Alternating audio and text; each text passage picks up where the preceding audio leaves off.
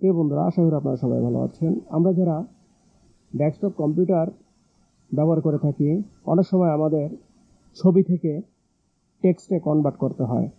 আমরা অনেক সময় প্রয়োজনীয় ডকুমেন্টগুলো আমাদের কম্পিউটারের মাধ্যমে স্ক্রিনশট দিয়ে রাখি, সেগুলোকে আমাদের টাইপ করে লিখতে হলে অনেক সময় ব্যয় হয়। আমরা অতি সহজে টাইপ না করে কিভাবে ইমেজ থেকে টেক্সটে পরিণত করব, সেই প্রসেসটি আজকে আমরা দেখব।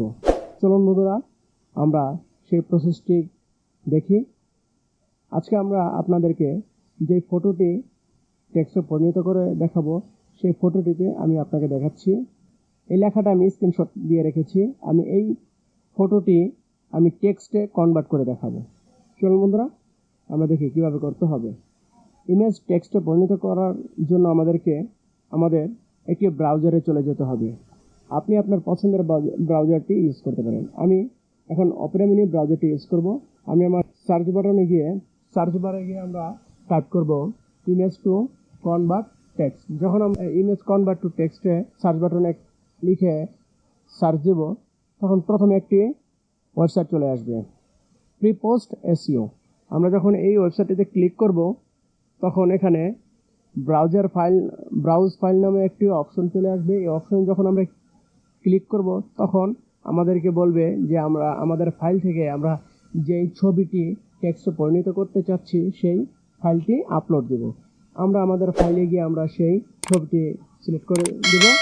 আমি এখন সিলেক্ট করে দিলাম, তারপর ওপেনে ক্লিক করলাম।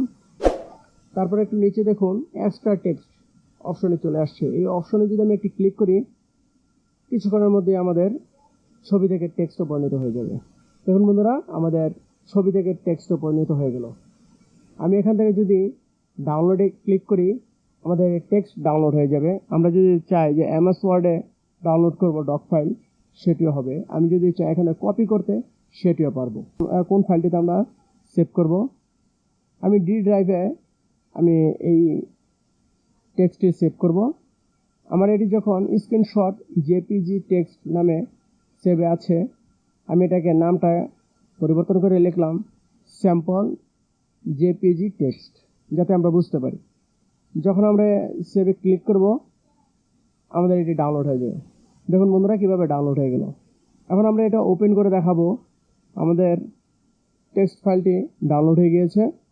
আমরা এখন আমাদের এই স্ক্রিনশট দেওয়া ফটোটি এবং আমাদের ডাউনলোড করা ফাইলটির সাথে মিলাবো। দেখুন, আপনাদেরকে আমি জুম করে দেখাচ্ছি। সময় মতো ব্যবস্থা নেওয়া হবে বলে মন্তব্য করেছেন আওয়ামী লীগের সাধারণ সম্পাদক ওবায়দুল কাদের। এটা আমার টেক্সট ফাইলটি। আর এখানে দেখুন যেটা থেকে আমি টেক্সট পরিণত করেছি, ফটো।